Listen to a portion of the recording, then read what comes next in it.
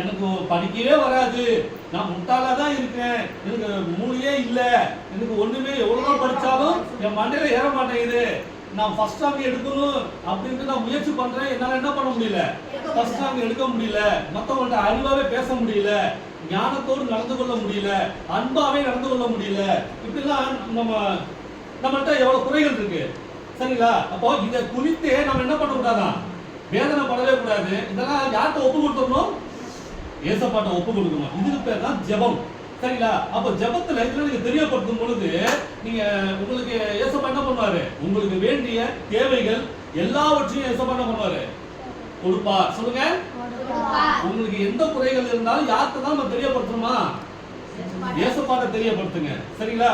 அப்போ உங்களுக்கு என்னென்ன தேவையா இருந்தாலும் ஏசப்பா உங்களுக்கு பரிபூர்ணமா உங்களுக்கு என்னென்ன தேவையோ படிப்பதற்கு ஞானத்தை, அதுக்கப்புறம் பேசுறதுக்கு அந்த சாந்தத்தை, அந்த அன்பை, அந்த இரக்கத்தை இயேசுவா உங்களுக்கு எல்லாருக்கும் கொடுப்பாரு. சரிங்களா? ஏன்னா நம்ம உண்மையான தேவன்கிட்ட வந்திருக்கிறோம், உண்மையான கடவுள்கிட்ட நம்ம வந்திருக்கிறோம். அப்போ நம்ம எந்த விஷயத்தை குறித்து நம்ம பயப்பட வேண்டிய அவசியமே இல்லை. சரிங்களா? அப்போ நீங்க எதுவா இருந்தாலும், நீங்க எந்த இடத்துல இருந்தாலும் நீங்க இயேசுவாட்ட பேசலாம். ஏன்னா நீங்க பேசுறத யார்தான் கவனிக்கிறா, உங்களுக்கு தெரியல. நாம இப்படி பேசிட்டு இருக்கோமே, நம்மளை கண்டுக்கிறதுக்கு யாருமே இல்லையே, நம்மள எவனும் மதிக்கவே மாட்டேங்கிறானே, நம்மளை எவனும் கண்டுக்கவே மாட்டேங்கிறானே, விளையாடுறதுக்கு கூப்பிடவே மாட்டேங்கிறானே அப்படின்ட்டுலாம் நம்ம கவலைப்பட வேண்டிய அவசியமே இல்லை.